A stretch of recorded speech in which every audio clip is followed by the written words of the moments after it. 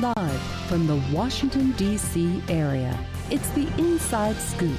All the news that our viewers want to know. Now, here's the host. Welcome to Inside Scoop, Virginia. I'm your host, Catherine Reed, and tonight we're going to be talking about taking care of our aging population. Joining me tonight, I have on my left, Shauna Severo, who is the Assistant Director of Patient Care Services here in Fairfax County. And to her left is Sharon Lynn, who is the Director of the Fairfax Agency on Aging. Thank you, ladies, so much for joining me. Thank you. Glad to be here. So we have the baby boomer generation, of which I'm the tail end, and the greatest generation, which we think of as our World War II generation, continue to age, and they are a large population. And so we in the county have been very fortunate that we have a county that makes it a priority to take care of the people in our county, from the very youngest to the oldest. And I would like for our viewers to know tonight, what are some of the services or programs that we have, particularly for aging people who need services because of things like dementia and Alzheimer's, or those who need assistance, or families who need assistance with caregiving, and perhaps too, to talk about how the stereotypes that we have in our minds of what it means to age are perhaps not what we think they are. Okay. Well, I'd like to start off by just talking about adult day health care. And the county has 4 centers that serve both the elderly person with dementia or cognitive and physical impairments, and also the family caregivers. So you talked about this concept that we think of most elderly being in institutions, and we have seen a significant shift over time where family members want to keep their elderly parents at home, and the elderly are choosing not to go into institutions. They want to remain in their home with their families. So this program, the Adult Day Healthcare Program, allows the older adult with cognitive and or physical impairment to go to a day center and be very engaged in social activities, exercise. They go on field trips. They have entertainers come in. It's a very vibrant place to go. And while they're at this center during the day, it gives respite to the family members who are providing 24/7 care at home. So they can continue to work or volunteer or engage in other activities. Because as you mentioned, we have this, what we often refer to as the sandwich generation. Right. So you have the people our age who have, children at home and also elderly parents that they're caring for, and it can be very demanding. So this is a program that we have 4 throughout the county that really gives the family caregiver respite from that day-to-day caring, and it provides a great opportunity for older adults with cognitive and or physical impairments to get out of the house and participate in a very vibrant program. So continuum of care is something that I have heard so much about, Sharon. Explain, when we talk about continuum of care, what it means for this population of people. Well, I think what we're referring to is that there's a huge range with the older population. There are many people, even in their 80s, that need absolutely no help at all. They're perfectly independent and doing just great. And other people in their 60s may need a lot of help. They may have early dementia, they may have had a stroke. So it's a vast range of what's needed. And across that all is the caregivers who are involved, whether they're local or whether they're far away. And so I am the director of the Area Agency on Aging, and that agency in every community is the focal point for finding out information about all the services in the community, whether they're government, whether they're nonprofit, whether they're private. So we are the place that people would call to find out.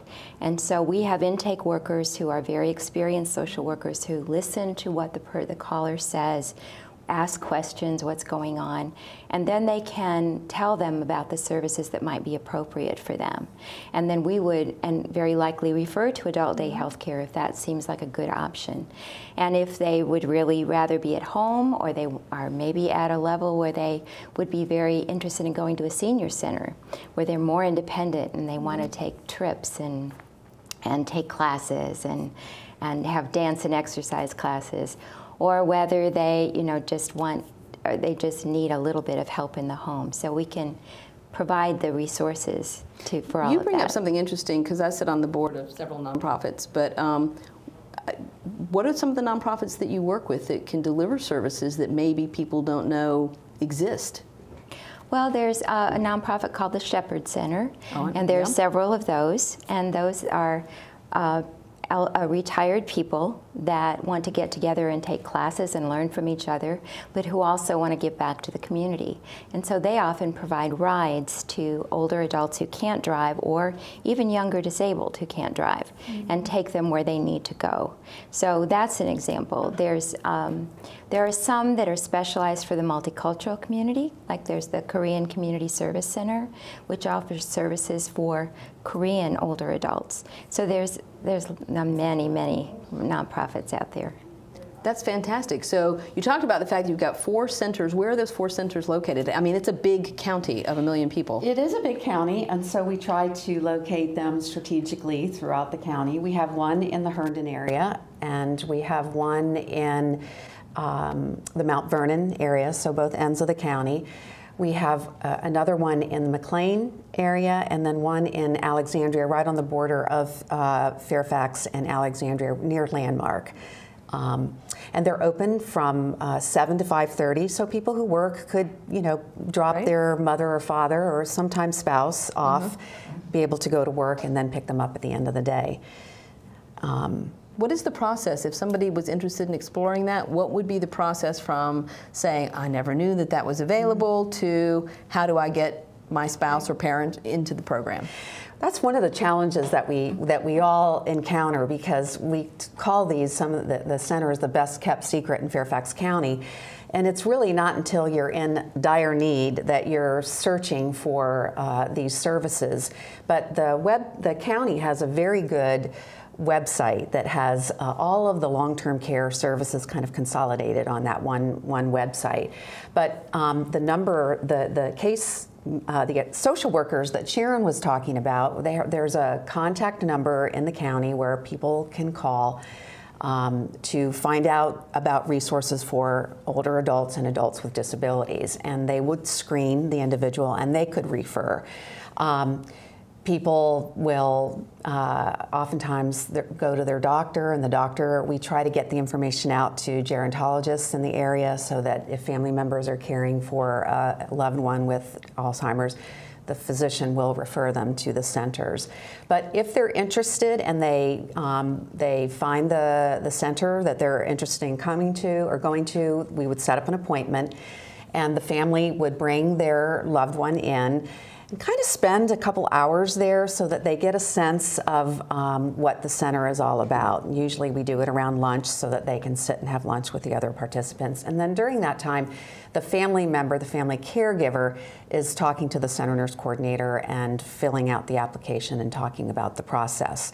One of the nice things about the program, too, is it's on a sliding scale. The fee for the service is on a sliding scale, and it's determined on the elderly's income. So if I were to bring my mom from Denver and I was looking to enroll her in an adult day healthcare center, my salary would not be considered in determining the fee. It would just be my mother's salary. Right. So it's very reasonable. The fee right now ranges from $16 a day to $107 a day for 7 to 5:30, breakfast fantastic. And lunch and entertainment, and so it's a That's very amazing. Reasonable program in terms of what you have to pay. I think home care is typically what It's $20 an hour. Yeah, so right it's now. Yeah. Right.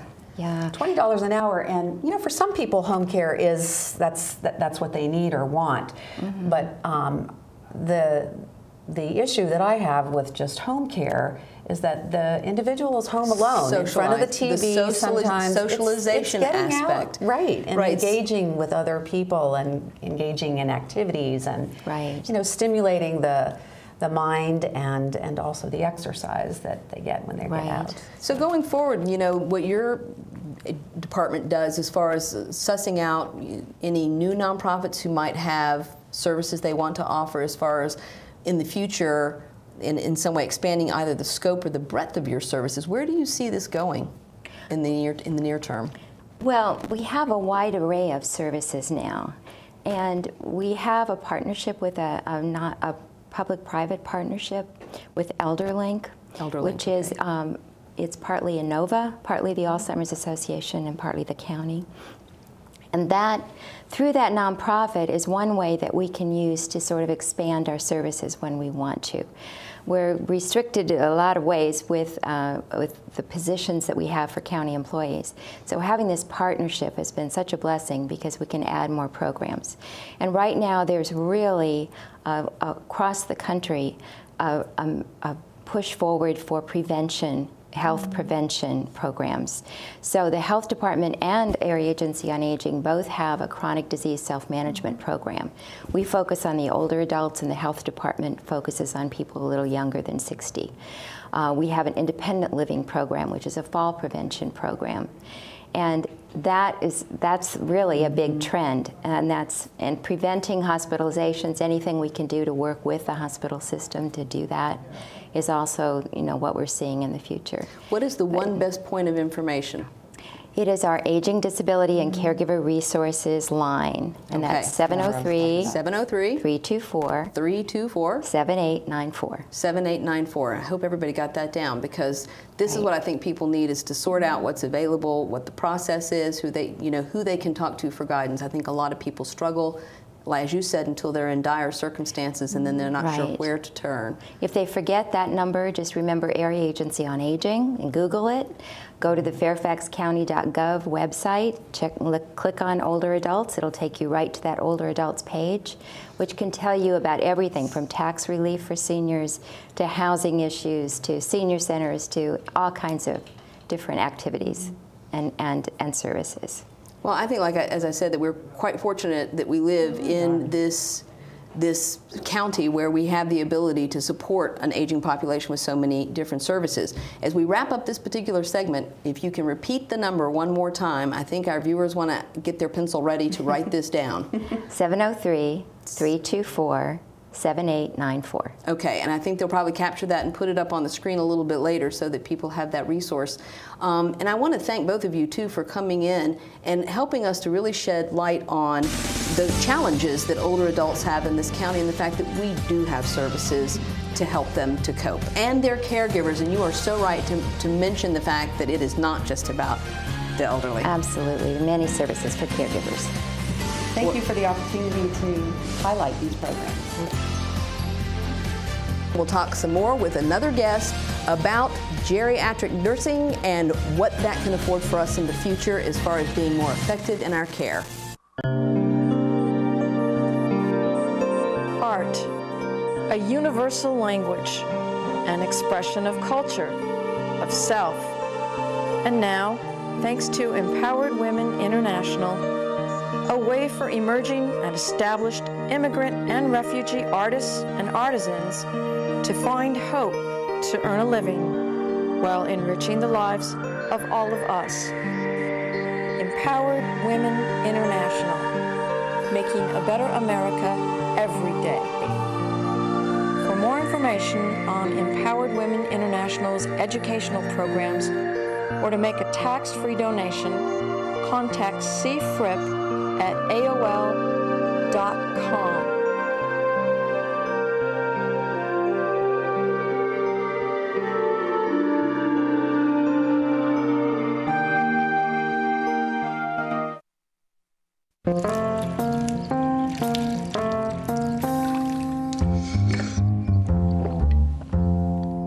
Here, kitty, kitty.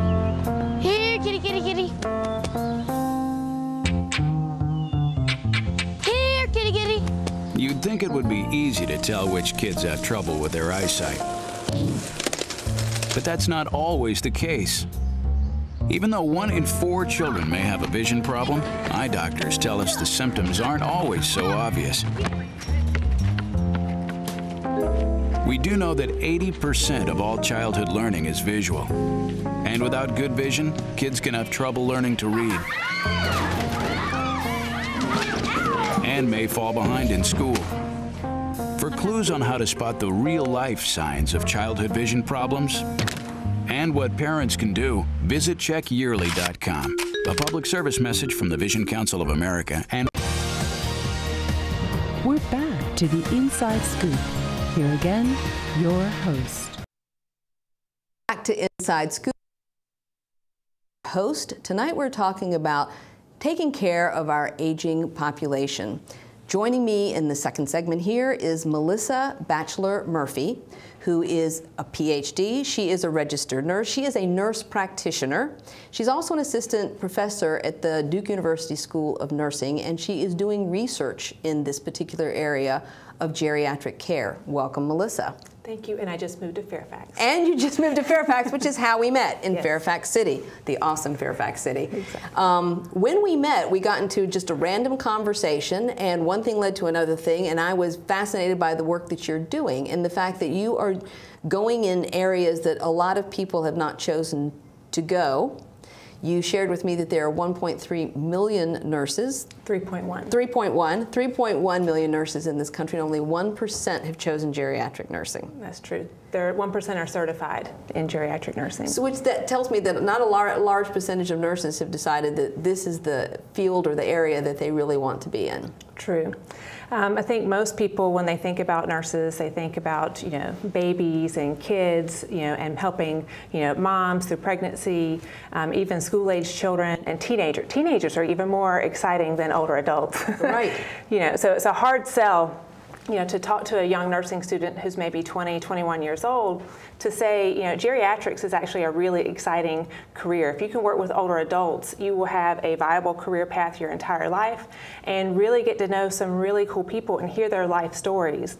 When you put those life stories into the historical context, it's really amazing some of the things that they will tell you.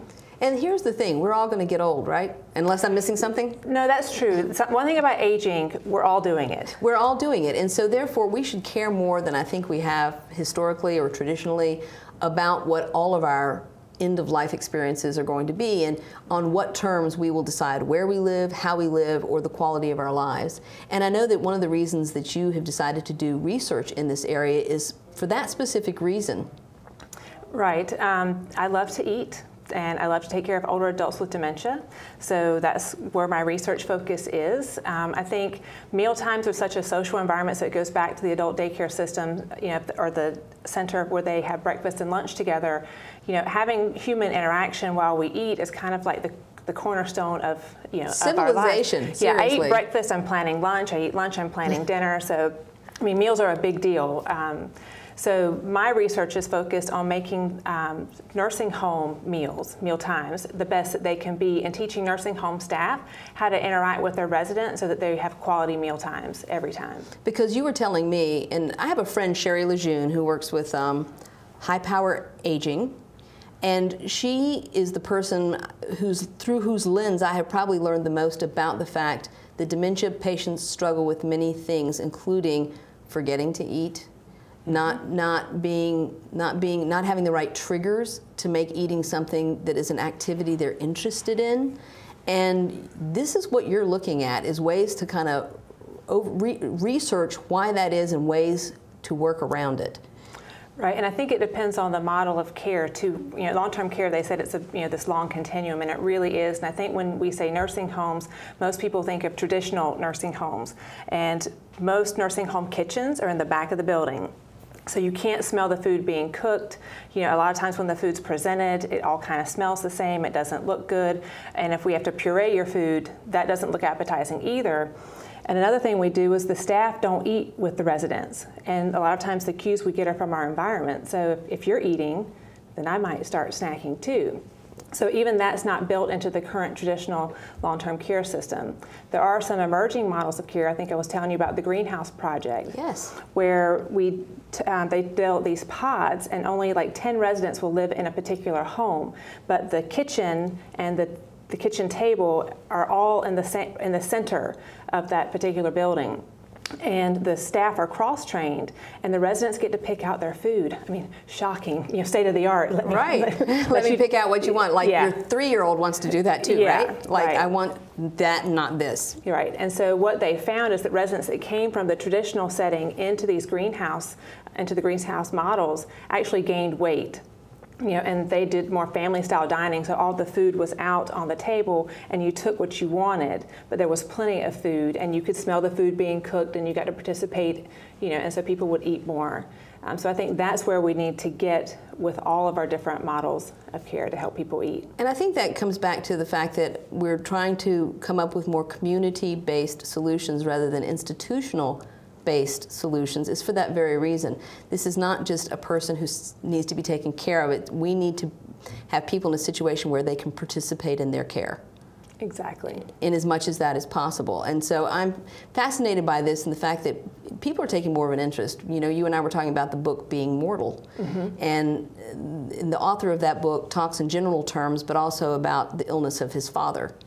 And one of the things that was of interest to me is the research they're doing on where people are in a nursing facility or an assisted or skilled services institution or whatever. Right. Well, some of the facilities are called CCRCs, which is a continuing care retirement community. So you have independent living, then you have assisted living, and then you have the skilled nursing facility. The other place you could live is called the community. Right. That means you're in a single-family home. So here in Virginia, and I know you're new to the area, but Green Spring is the model that you just described, where it's independent living, assisted living, and then a more skilled nursing care. And what was interesting about some of the research they're doing is about adding things like plants, or mixing intergenerational and bringing children in, or bringing pets in to a facility. And you and I were talking about the fact that often the other thing that's missing as adults are isolated and as they age and even as they slip into dementia is having the ability to care for something or someone or something else. Right, and that's true no matter how far advanced you are into dementia. Giving somebody a sense of purpose and they have something to get up and take care of. There's been some recent things that I've seen on social media where older adults have been given like a baby doll. And when you first see that, you might think that's kind of negative, or you'd be like, why are they giving them a baby doll? But they, in their mind, have gone back typically to some age where they were usually pretty happy, which tends to be around, getting married, having your children. And so that baby doll reminds them of kind of taking care of someone. So even something as simple as that works. I can tell you the story. I went to work one day and there was an older resident who was prone to kind of either slipping or kind of getting out of her wheelchair. And so they wanted to put a safety belt on her. And she was super concerned that the baby doll would not be safe. And I went to work the next day and she was in a seatbelt and so was the baby. And that's the type of creativity I see nursing homes doing, all the time to meet that resident's needs for both of them to be safe. And this is what fascinates me, because you are a Robert Wood Johnson Nurse Faculty Scholar. Nurse Faculty Scholar. I'm getting better at this. And so they fund, that particular foundation tends to fund this kind of, different kinds of research projects. But do you see going forward that there is going to be funding and more interest in doing this kind of research? Well, the National Institute for Aging just released a big announcement that that's where their focus is going to be, is on Alzheimer's. We in this country did not have a national plan until 2011 is when the legislation was passed. That was 4 years ago. So you think about how much money has been put into heart disease and cancer, and 4 years ago we decided we're going to start to study the brain. But most of that funding is going towards more curative research, which we need. I mean, we need to cure this disease, but at the same time, you have all of these caregivers.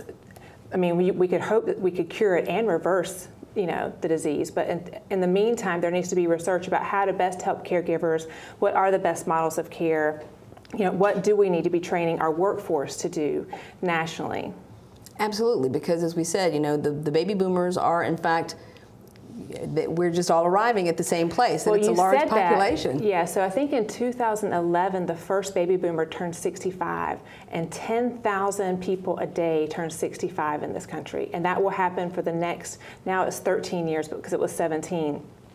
10,000 people a day are having birthdays and turning 65. Right, so one would imagine that this research would be something all of us of a certain age would be interested in, because personally, as I age, I want to have the best experience possible with whatever challenges I might face, to know that someone has figured out the best ways to give me a really good quality of life. And isn't that really what we're talking about at this juncture? And again, I will refer back to the fact that it's not just for the person being cared for, it's their caregiver, since more caregivers also need to be trained or in some way, and you talked about that with helping to feed patients with dementia or people with dementia, is the fact that there are some methods that are more effective than others, and people don't know it. Right. Do we talk about caregiver stress or to go into the feeding? Well, we're talk about for the time being. Let's talk, because we're going to wrap up the segment pretty shortly here. But I want to talk about the fact that you have discovered methodologies that can easily be shared. It's not complicated. You don't need a day-long training program. In fact, you can show people in a few minutes. Yeah, I could show you right here. So basically what my main research focus has been over the past couple of years is testing different hand feeding techniques. A lot of times when we say we recommend hand feeding over tube feeding, no one's really ever looked at how we actually get the food from the plate into that resident. And sometimes residents don't understand what we're doing to them, and so they might clamp their mouth shut or turn their head away from us. And most of the time, that behavior is interpreted as resistive. And so there are three different hand feeding techniques, two of which are passive and don't really engage the resident. And then the third technique is underhand feeding, and that is a method where we actually engage the resident, in that movement. Right, and you showed me how you do that. You basically come around and help them under their arm, so that they are actually engaged. Well, it was going to be a little bit difficult to do this here, but it's a different model, it's a different method. But the minute you showed it to me, I understood immediately, and I know that and it's when you experience it, you do. And I guess you could just go to YouTube and Google hand feeding techniques and dementia, and the demonstration video will come up, because it's hard enough to explain the differences in person, but try writing them into a grant. Try writing them into a grant, right? Or to publish, on it, but. Basically, the underhand technique is a way we already know to give verbal and visual cues. So again, we went back to when you see me eating, when you smell the food, and you follow that movement, you'll imitate me. But this is a way to support that movement all the way through to provide them a motor cue. Eating's the first activity of daily living that you master in childhood. It's the very last one that you lose in dementia. So it's an innate part of humankind that we're going to eat as long as we can. And so what we have to do is set up a situation to maximize that. That's fantastic. And when we come back in the next segment, we're going to drill down a little bit more and talk about caregivers. So please join us after this break, and we will let Melissa guide us through a little bit more of this information.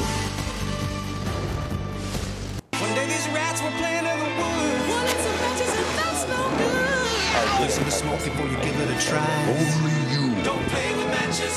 Don't play with fire. I missed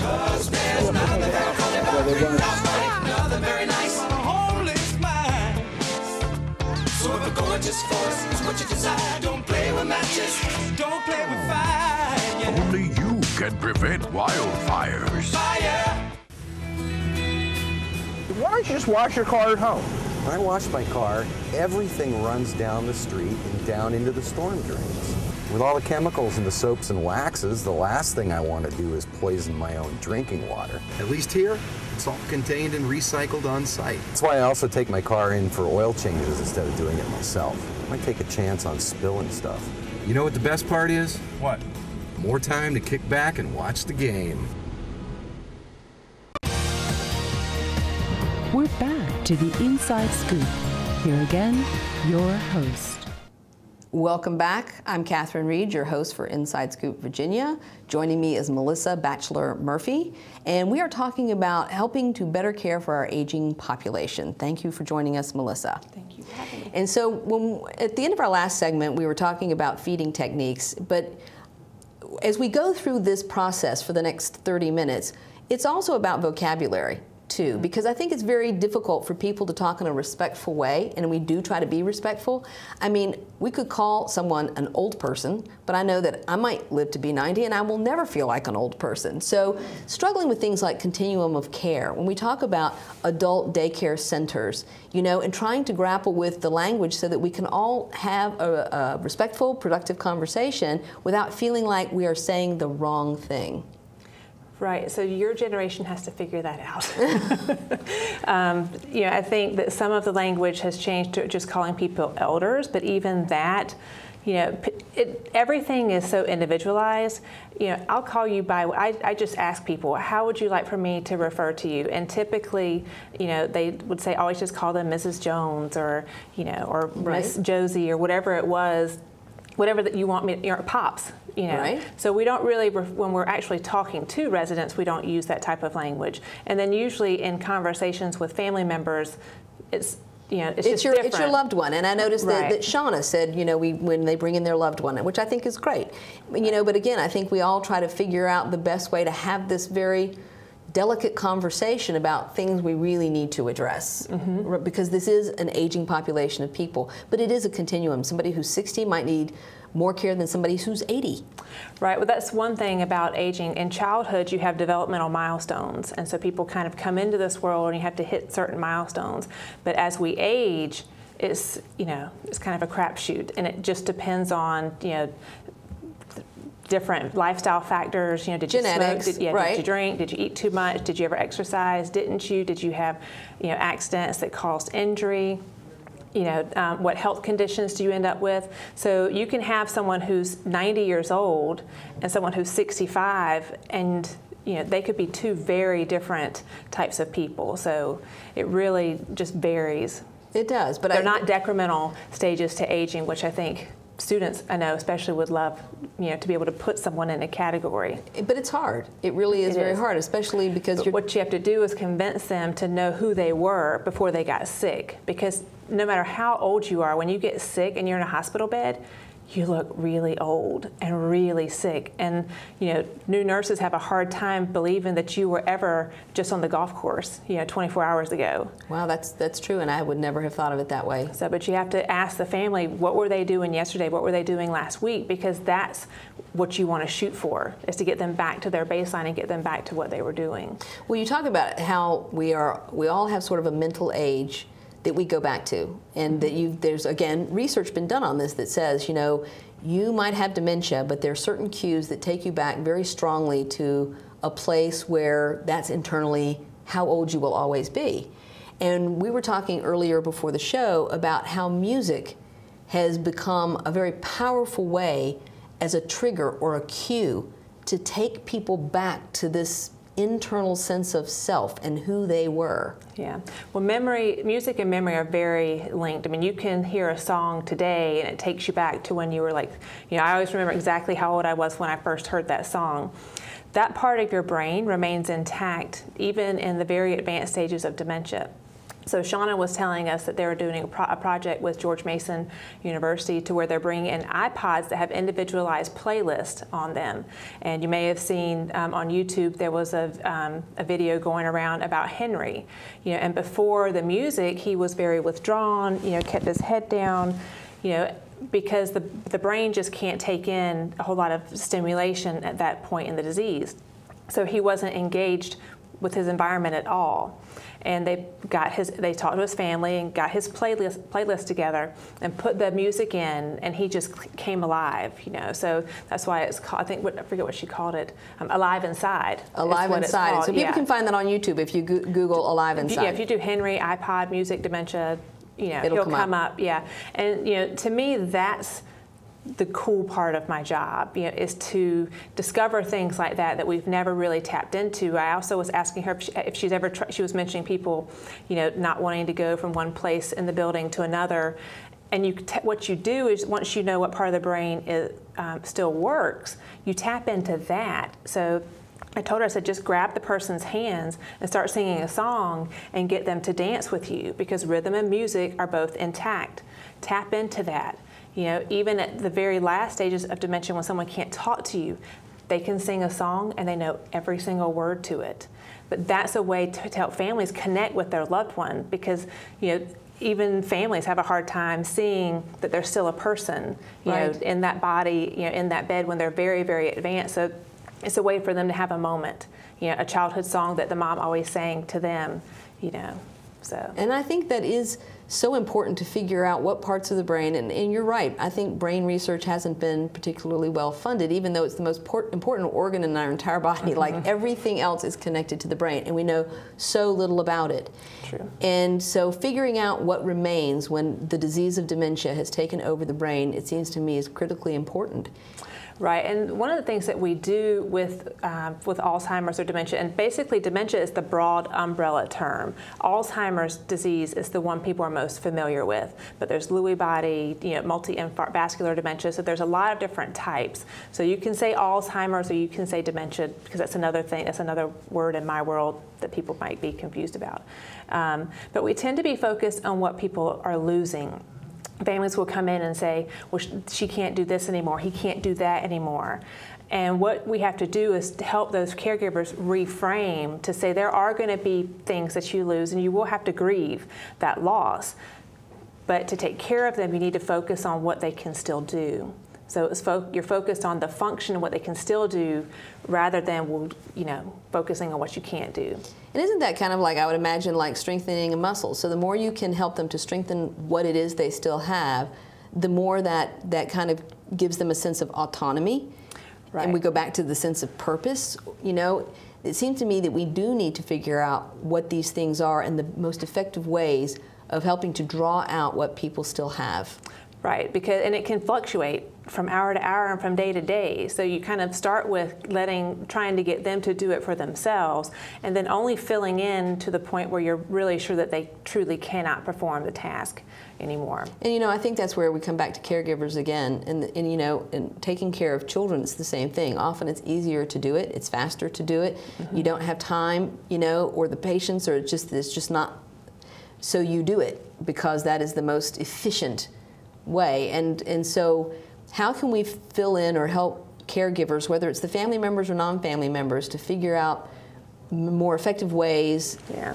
So the issue with that is everything is so individualized. Families have their own schedules, but this is where nurses, nurse practitioners can help do that problem solving.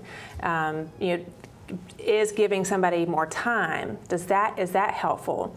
What is a particular problem that you're dealing with, and then we can help them come up with strategies. I think people think, well, there's a list somewhere of all the things I should be doing, and the thing with dementia and with geriatrics even is that you have to be creative. That if someone comes out and their clothes are on, like the bra's on the outside, the underwear's on the outside, we probably have a sequencing problem. Yeah. That's easily remedied. Put the clothes in the order they need to be put on their body. If they still have the ability to get dressed, they just can't sequence. Don't put them all out on the bed for them to pick them, because they're just going to put them on in the order that they pick them up. Right. So we have the big brains. Teepa Snow's with the North Carolina Alzheimer's Association. She's like, we have the big brains. So we have to figure out how to set up a failing brain to be successful and maintain their independence as long as possible. So this brings us back to home health care workers, which is an exploding, that is just, there are more and more home health care people needed, and there are different degrees of home health care, from people who are nurses and can dispense medicine or have some medical training to people who are just companions or who just help with personal needs. And then Shauna made a very good point about the fact that a lot of families will opt for home health care, but it isolates the person. Right. So I think moving forward, we're going to have to be really creative about how we do foster a sense of community and how we do engage older adults in social activities. I've had a lot of older adults who were really failing at home, and they ended up in the hospital, and then they came to the nursing home, and they began to thrive. And the family's like, I have not seen them act like this in forever. And that's how powerful social interactions are. But again, as a nation, we're not set up quite yet to meet those needs, to where we can engage people in a community setting, whether it's adult daycare or even a senior center. There's just so many factors that go into how decisions get made based on what the person's needs are. So it's a two-pronged sort of issue, it's always an issue of resource and funding, always. You know, we've got 4 centers here in Fairfax County. You know, if there was more of a demand, that more resources would have to be allocated. But there's also funding for research. You know, and so you have to fund the one because it gives you a better outcome for the clinical use of that research. But, you know, how do you see funding? Is it going to increase going forward? Are you seeing indications that funding is increasing for both the research and the resources for community-based care? Right, so I have a friend, Sarah Zanton, she's at Hopkins, and she wrote a CMS Innovations Award grant because she did home health, public health, and realized that the thing that these older adults needed the most was a handyman. So she wrote the grant to provide the home health care and partnered with a handyman service to fix things, like to put in grab bars, to kind of to adapt their home to where they could live in it functionally, you know, as they age, because everyone wants to age in place. That's another kind of Gero term. Yes. You know, but that's just an example of a nurse who saw a need and said, this is my idea, you know, and found someone to fund that. But I mean, that's a great example of a national model. You know, anybody could replicate that. And if it keeps people, it's cheaper for people to stay at home as a nation, and that's where people want to be. So it's kind of a win-win. It's not always about the money, it's about trying to meet their needs too. But if all you needed was a handyman and it kept you out of the hospital, then we need to figure out because when you think about things like just changing light bulbs, fixing a leaky faucet, you know, or there are so many things. Or you've lived in a house for 30 years and now you're a widow or a widower, you know, even with the snow. Oh, you know, the blizzard that was just here, you know, the community, I mean, I heard it on the news, you know, aging's everywhere. Right. You know, but go out, help your older neighbors. Check on your neighbors. Them. Yeah. So that's very, very important. When you were talking about caregivers earlier, I was reminded of a story of an older couple that lived at home together, and the wife had dementia. Caregiver stress is real, and typically the caregivers die quicker, but you have to check on your neighbors. Well, that's an important, very important factor, and you're right. The snow brought that home to us in a very real way. When we come back from our break, we're going to dig a little bit deeper and ask Melissa some even more pointed questions about how we can better take care of our aging population here in the county.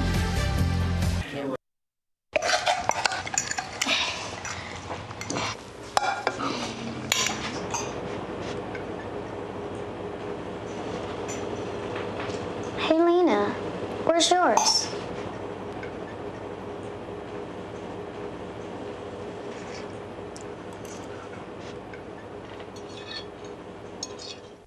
Would you notice if you were missing half your kidney function? According to the National Kidney Foundation, 20 million people have chronic kidney disease, and 20 million more may be at risk and not even know it. Anyone with high blood pressure, diabetes, or family history of chronic kidney disease is at risk.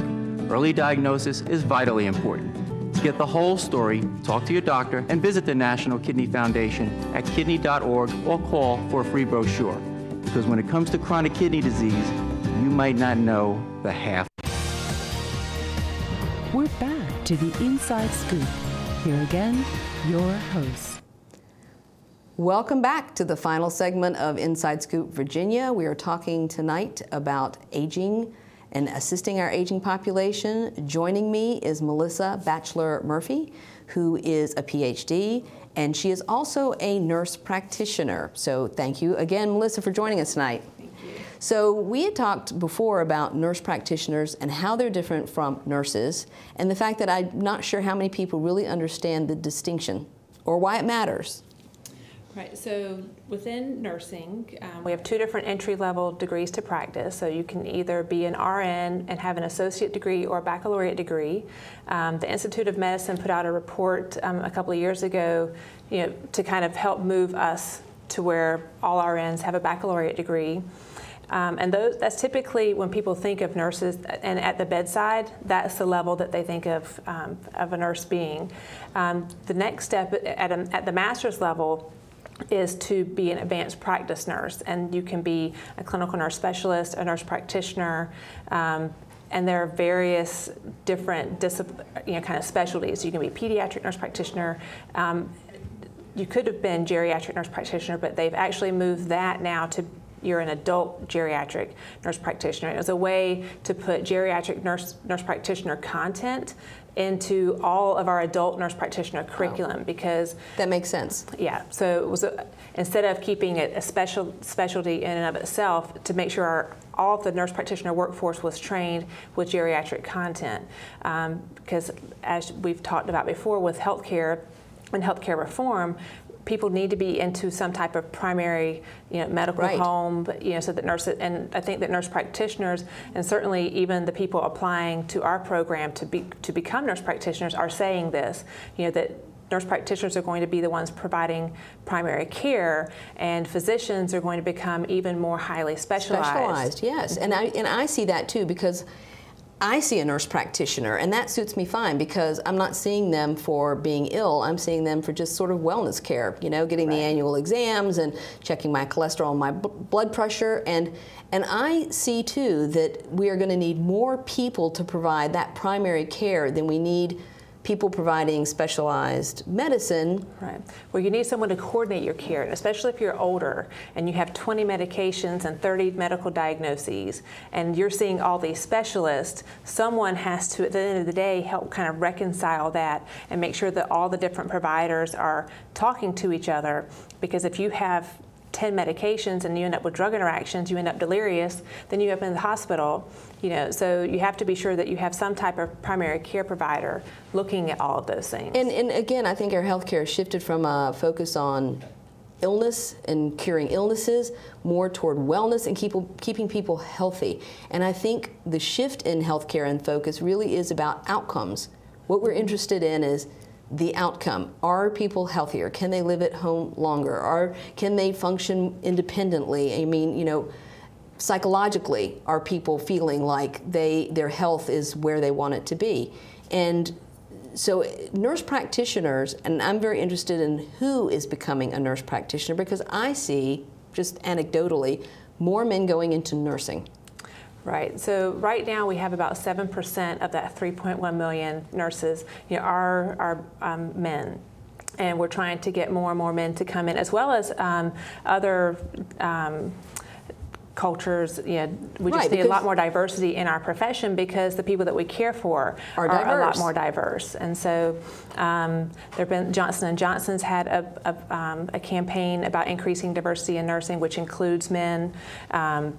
The Robert Wood Johnson Foundation has also funded a lot of initiatives, because it's a great profession. I just think that a lot of times people don't think about it and all the different things that nurses can do. I mean, I was in nursing school before I realized all the stuff that nurses could do, and I was like, oh, I could work in home health, I could work, at in a clinic, or I could go work in a hospital. Of course, I never thought I would work in a nursing home, but that's the only place I've ever worked, besides geriatric primary care. So you kind of find your niche, but so that way you can, even though you're changing jobs, you have this whole career, of all these different things that you can do. So how do you think that community colleges are going to factor into people's point of entry into nursing and healthcare?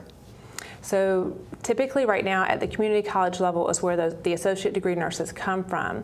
But the push now is for people to get that BSN, that bachelor's degree, within 10 years. But there's a lot of different collaborations between community colleges, so like Nova in this area, with George Mason and any of the other baccalaureate programs in this area.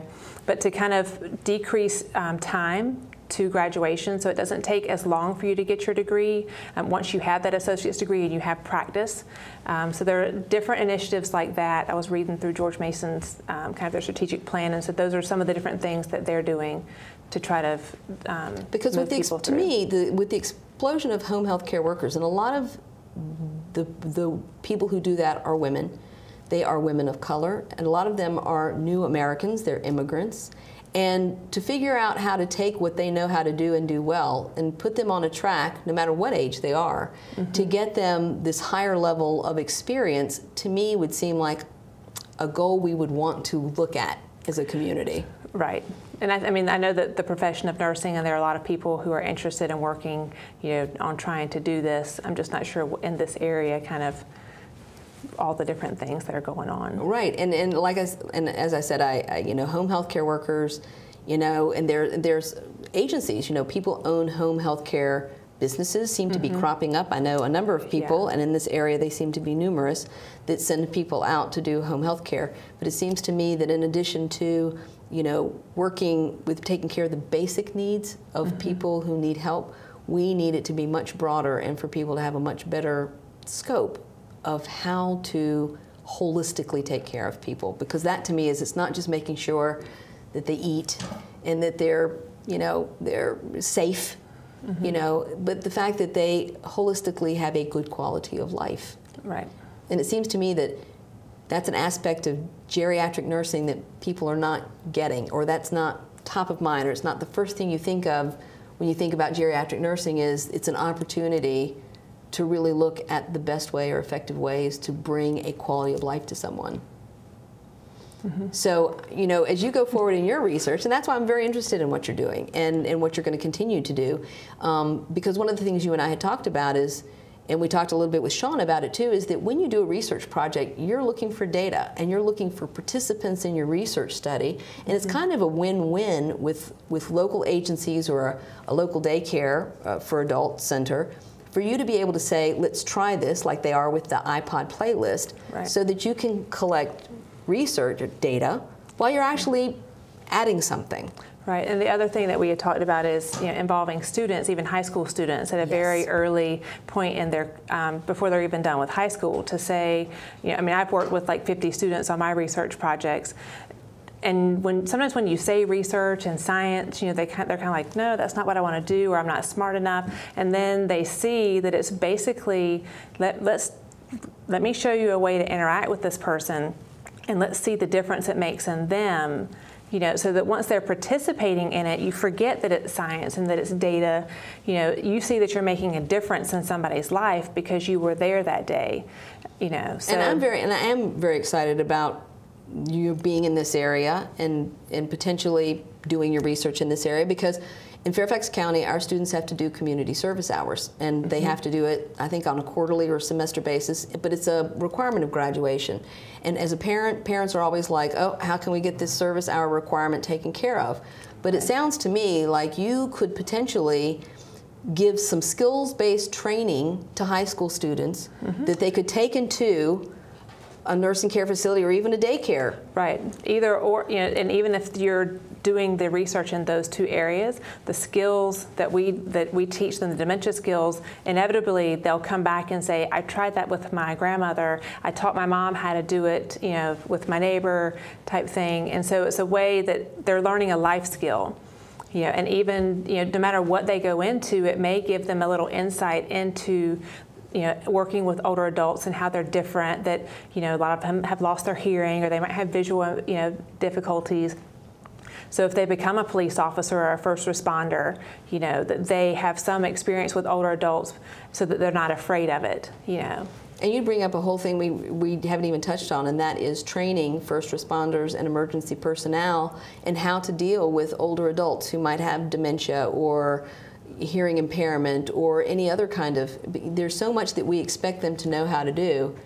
Right, but their brain's failing. So, you know, I was telling you about a friend of mine down in Florida who had done some research about when older adults with dementia get lost, how that looks, how you have to search for them differently. You were talking about Casey Kasem. Yeah. Well, yeah, I think that most people think, well, if my grandmother gets out of the house and she's got dementia, she's going to be walking around the sidewalk like, you know, where am I? But what she's going to do is she's going to get scared and she's going to hide.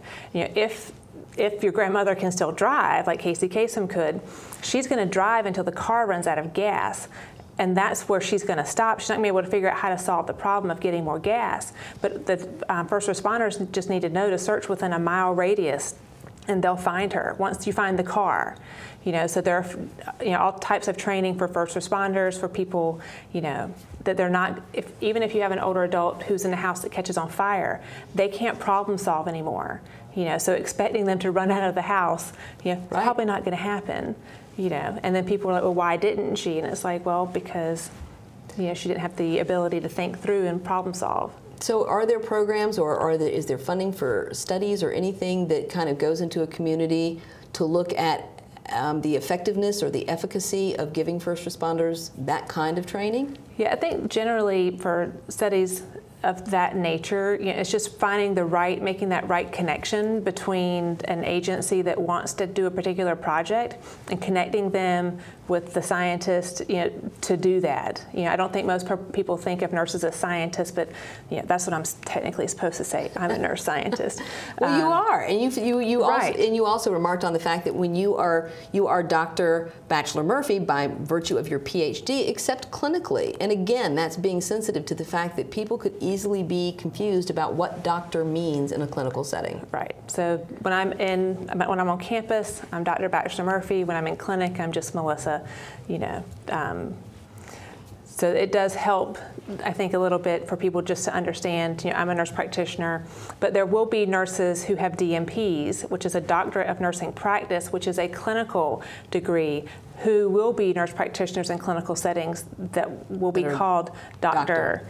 It's just a personal thing for me. So again, it goes back to, what do you want? What do people want to be called? Right, and how do we talk about it? And the and you can't make assumptions, just because you're 80 and you look a certain way, I still have to ask you, I have to get to know you as a person. Right. Then I can figure out what to call you. Right. So it's the same with all situations in life. I think that's true. Well, I love the fact that you are a nurse scientist. It sounds like a superhero thing to me. I think you need a cape. Well, nurses did used to wear capes. Well, maybe longer and red. So it's historical relic that we actually are superheroes. I think you are superheroes, but I think people need to, as time moves forward, I think we all need to think about these things in a different way and kind of erase the stereotypes from our minds of what we think about older people and aging people and institutions and dementia and Alzheimer's, to figure out how nurse scientists can bring us to a better understanding of how to improve day-to-day quality of life for people who are aging. Right. Well, the fact is,